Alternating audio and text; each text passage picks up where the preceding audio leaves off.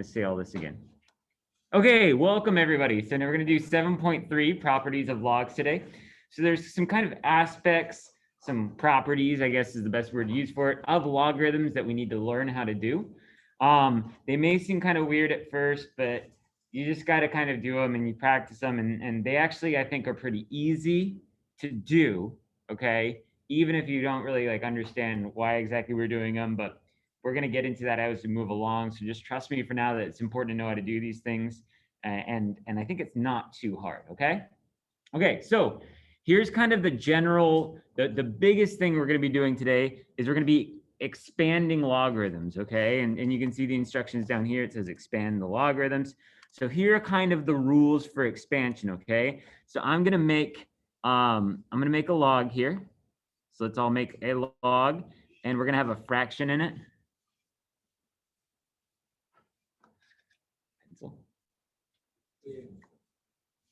Box. All right, and so let's put on top of this, let's put A times B, and on bottom I want to put C times D.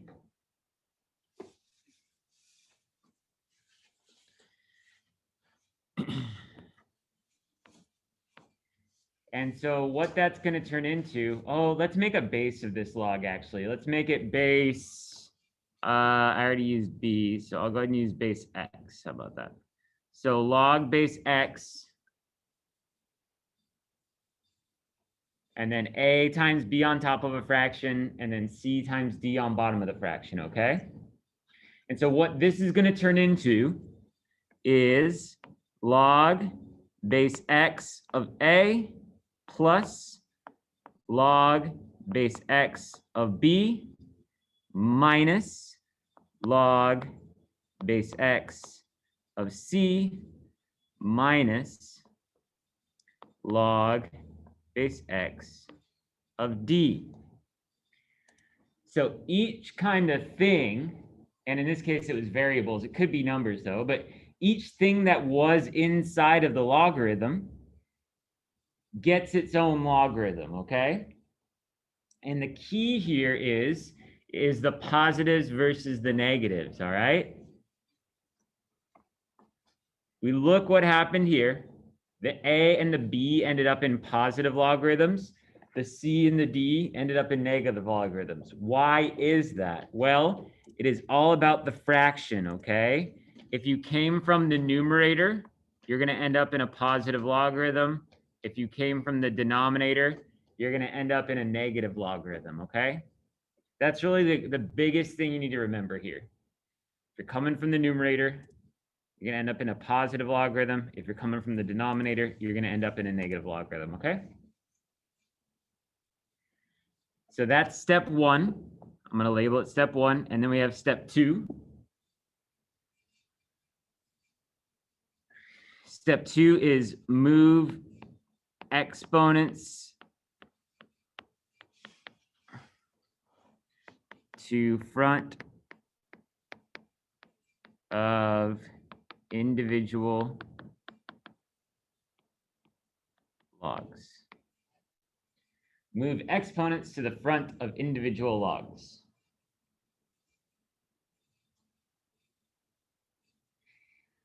And they actually become multipliers.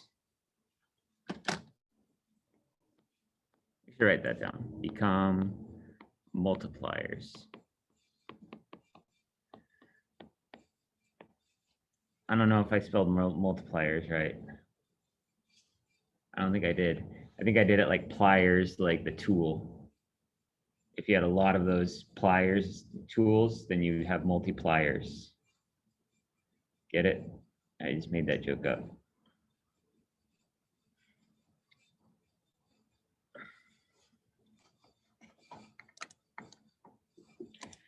Okay, so let's take a look at number one here.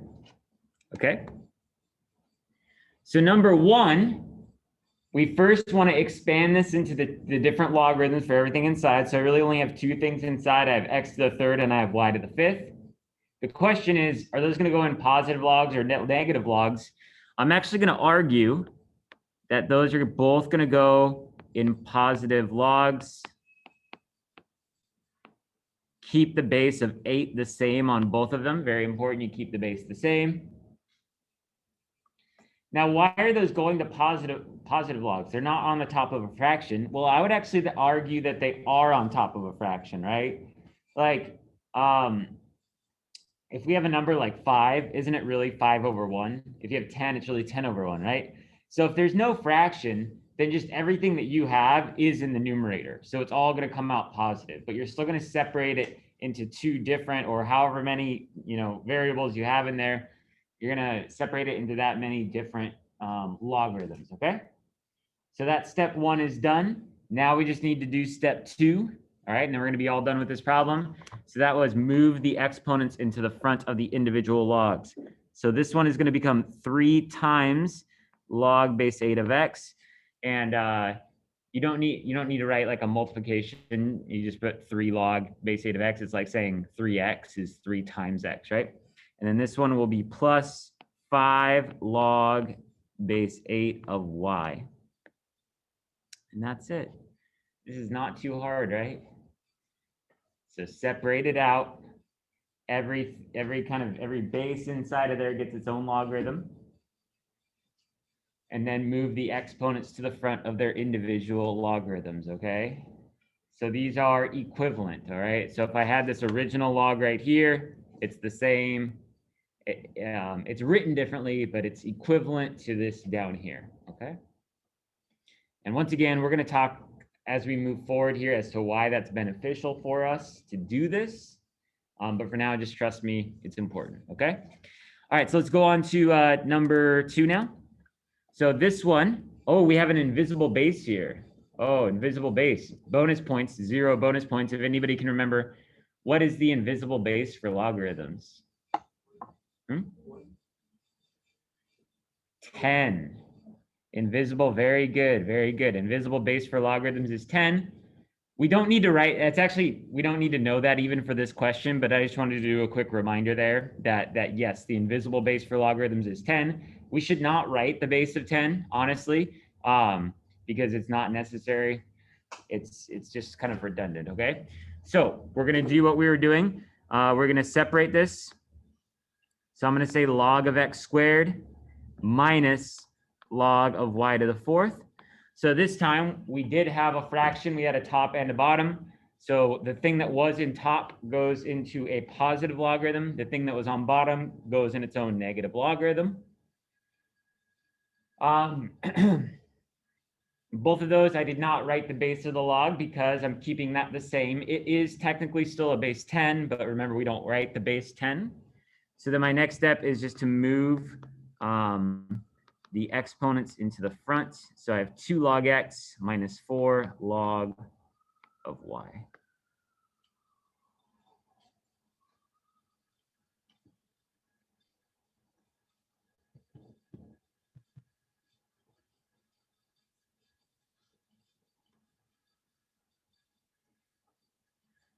Okay, number 3.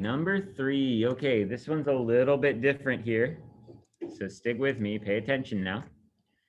We actually kind of have a step before step 1 on this one. We kind of have a step 0, if you will, or step 0.5. So I have this exponent outside of the parentheses, and that applies to the x to the 6th and the y on bottom, right? So we learned a few units ago, a few modules ago, that whenever you have this like parentheses with an exponent outside, that exponent goes in and multiplies by all the exponents that were inside. Now you'll notice here that I've kind of made a 1 here for my y, so I'm calling that y to the 1st power. And that's just so that when I kind of do this multiplication, I know what I'm multiplying by. So what this is going to turn into is log base 4 of x to the 24th over y to the 4th.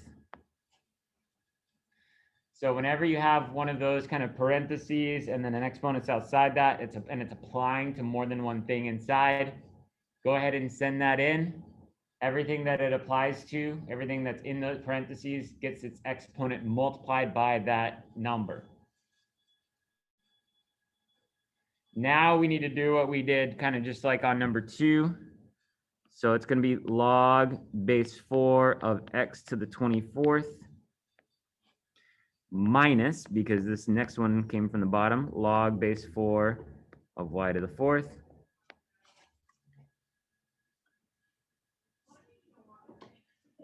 And then we'll go ahead and move those exponents to the front, and then they become multipliers.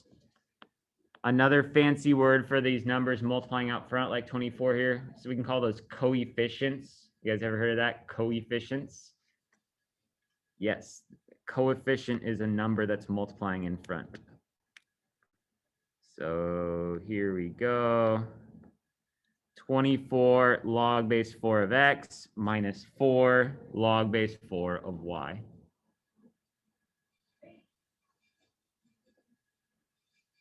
Awesome.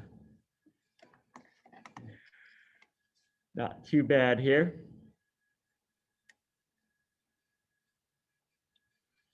Okay, now let's move on to number 4. Okay, so number 4 is a little weirder still. It looks like we don't have any exponents on this. We have actually a cube root, okay? And the cube root applies to the x and the y.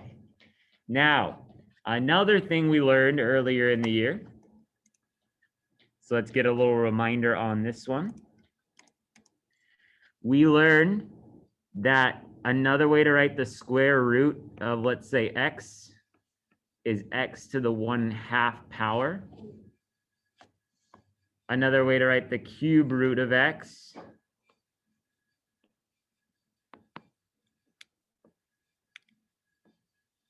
is x to the 1/3 power. The fourth root of x is x to the 1/4 power, etc.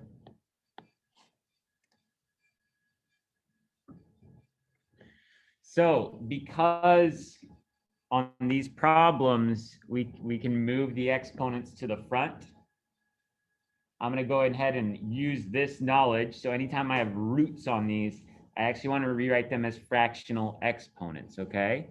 So I'm first actually going to write this as log base 2 of z times x to the 1/3 times y to the 1/3.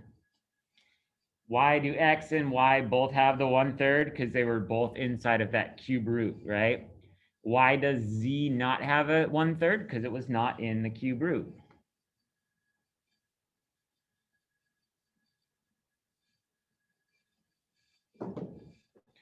Okay, so now I'm going to go ahead and do step 1. So this was not really step 1. It's kind of like on number 3. We had like the setup step, okay, simplification step. So now I'm going to expand this. Now there is no denominator in this case, which means just everything is in the numerator. So that means everything is going to end up inside of a positive logarithm.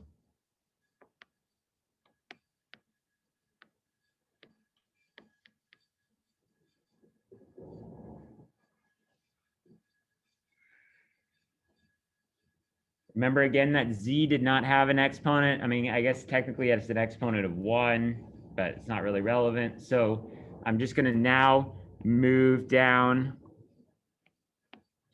the exponents on these guys.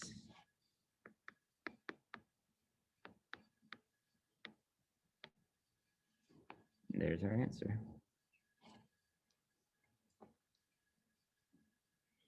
Log base 2 of z plus 1/3 log base 2 of x plus 1/3 log base 2 of y.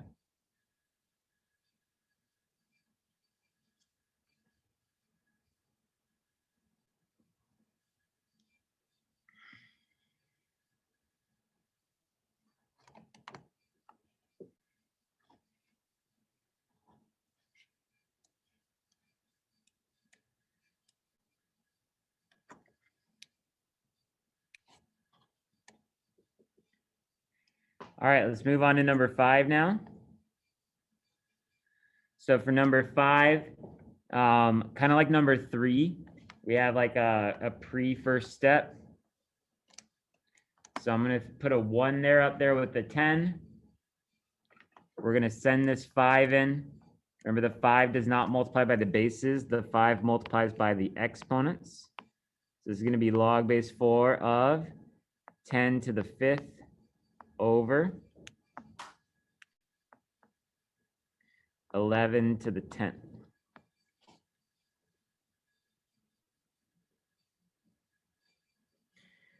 The other thing that's a little different in here is that the bases are numbers, not exponents.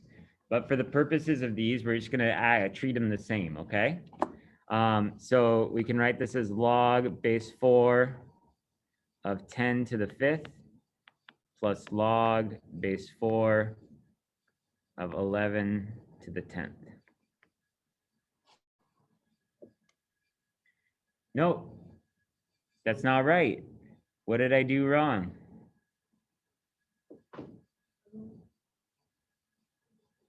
There's something wrong here. It's supposed to be negative. Very good. Since that 11 to the 10th power came from the denominator, that should go inside of a negative logarithm.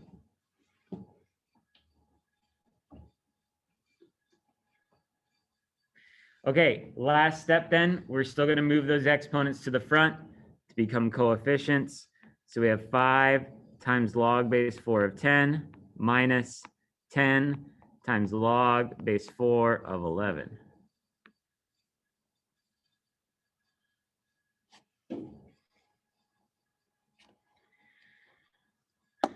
Now, before we move on, I have a feeling that some of you are thinking, hey, Mr. Barry,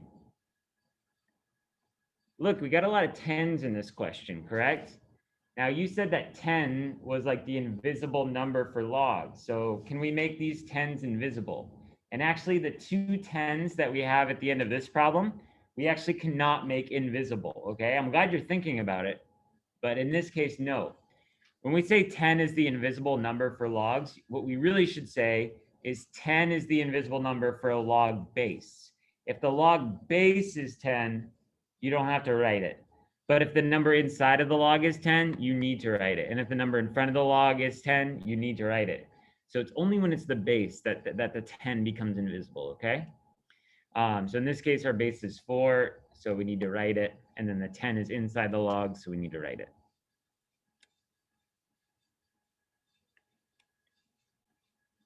All right, let's try one more here.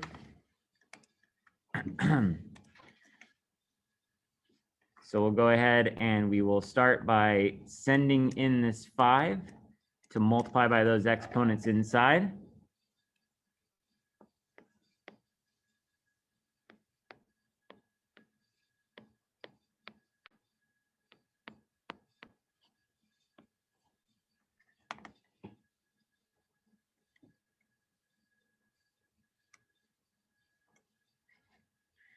All right, then we're going to expand this.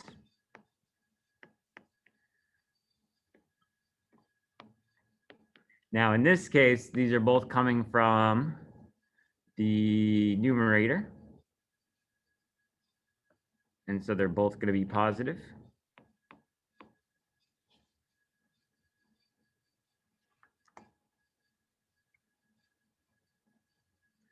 All right, now last step is to move those exponents to the front.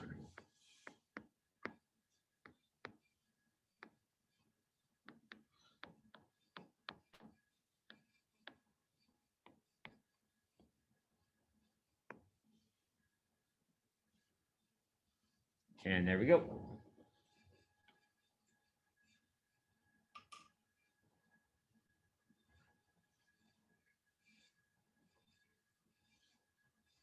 Oh. All right. So that is expanding the one logarithm into several logarithms, okay?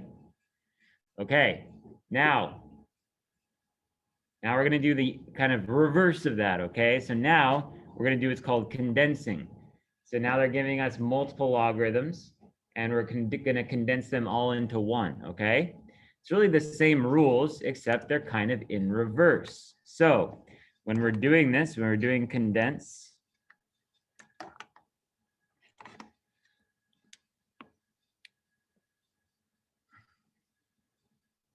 We're going to do 2 steps.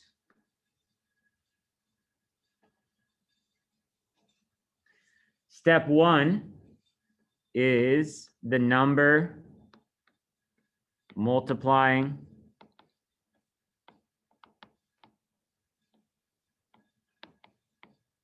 in front becomes an exponent.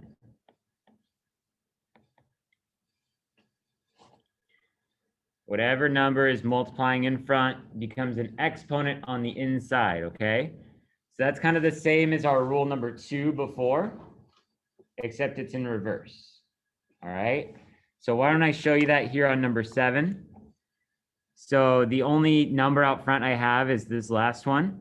So when I put this together, it's going to be log base 6 of A plus log base 6 of B plus log base 6 of C to the 4th power. See, so I took the 4 that was in front here and I made it an exponent on the inside. Once again, that's kind of the same as what we're doing except in reverse, right? Like I told you guys for that last set, if you have an exponent on the inside, that's going to go in front and multiply. Now I'm saying, since we're going in reverse here, if you have a number multiplying in front, that's going to become an exponent, okay?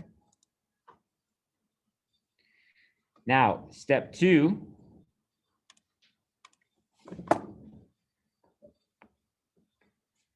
Write us in a single log.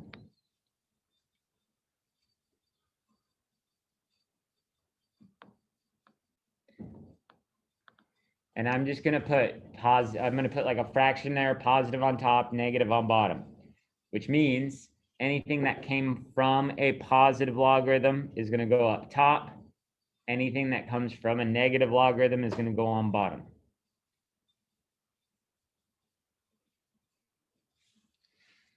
So for number 7 here, I see that all of my logarithms are positive, so they're all going to go in the numerator, which really means I don't have a denominator.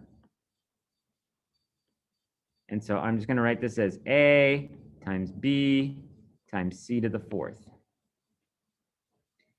I definitely want that 4th power to only apply to the C, which I've done here. So that's why I want that 4th power inside the parentheses right after the C. Because that way it only applies to the C. That 4th power does not apply to the A or the B. So there we go.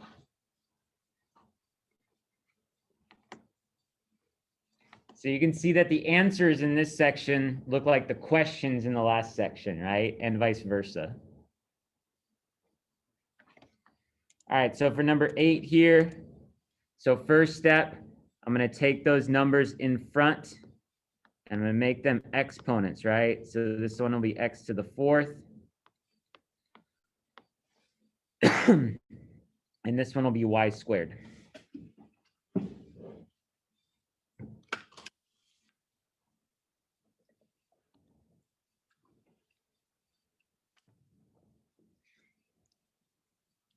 Next step, we're going to condense them all into a single logarithm. And so this time I am going to have a fraction inside. So we have x to the 4th up top, since that came from a positive logarithm. We have y squared on bottom, since that came from a negative logarithm. So that is going to be my final answer. A quick note here, something I don't want you to do. So I'm going to write this down and then I'm going to cross it off because we don't want this.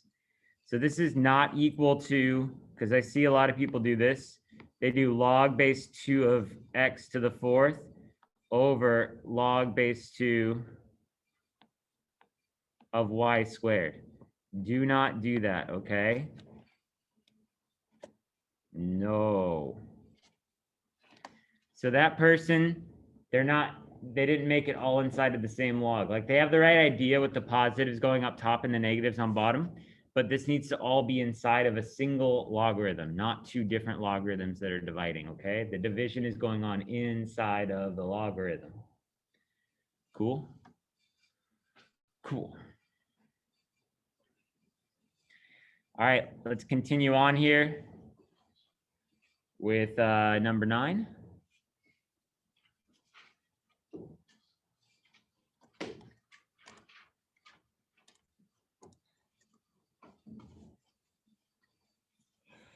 All right. Oh, we got an invisible base 10 here. It's okay, same rules apply. So this one's going to be 11 to the 4th power minus log 6 to the 2nd power.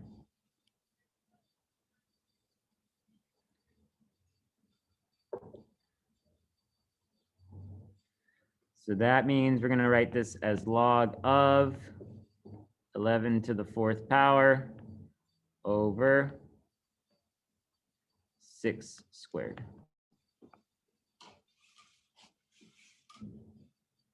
Could you write that denominator as 36 instead of 6 squared? Yes, you could. Usually, I think they'll just leave it like this, though. 11 to the 4th power, do I know that one? Sheesh, that's a tough one. I know 11 to the 3rd power is 1331. So 11 to the 4th power, that would be 14641. Yeah, 14641. I'm pretty sure.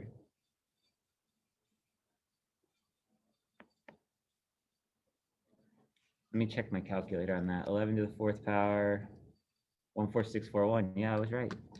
Mr. Barry, mad genius with the math. I should do math for a living. Oh wait, I do. All right, so either way you wanted to answer that, I think is fine. I think those are both correct, okay?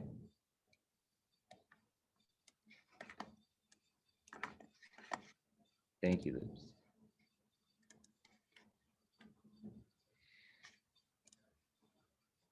I can actually teach you guys after this. We'll finish these last 3 problems. I'll teach you a cool trick for multiplying 11s. It's really can impress your friends. All right, number 10. So number 10, same idea here. Just move those up, make them exponents.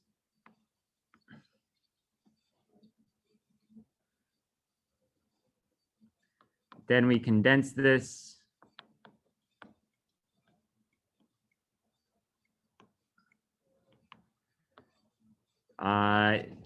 Both of them are positive logarithms.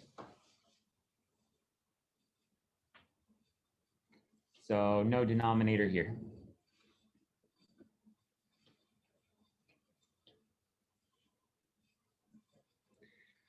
All right, number 11 is a little weird here, but I'd like to do it.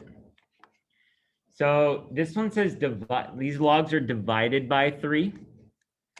So actually what we can do here is we can change it from dividing by 3. And this is like not our step 1. This is like our pre-step 1. We can actually change this to multiplying by 1/3.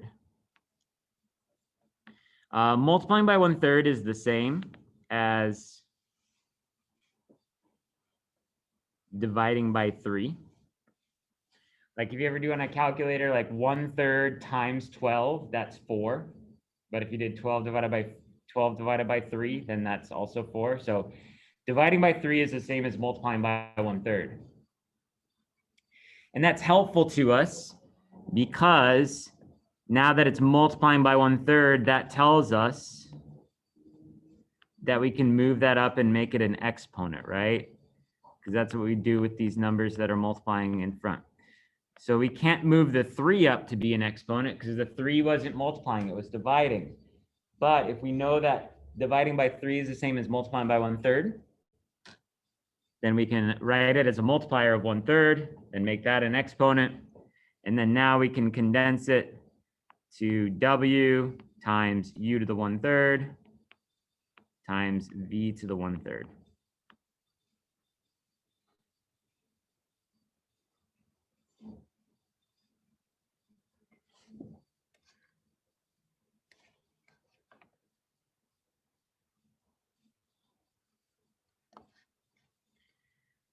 And actually, if you wanted to, we did talk about earlier that the 1/3 power, another way to write this is as the cube root. And since u and v are both the 1/3 power, we can put them both inside of a cube root. So that's another way to write it. I'm fine actually with either way, but since our tests are mostly multiple choice, I'm going to just warn you that it could be written either one of these two ways. They're both acceptable.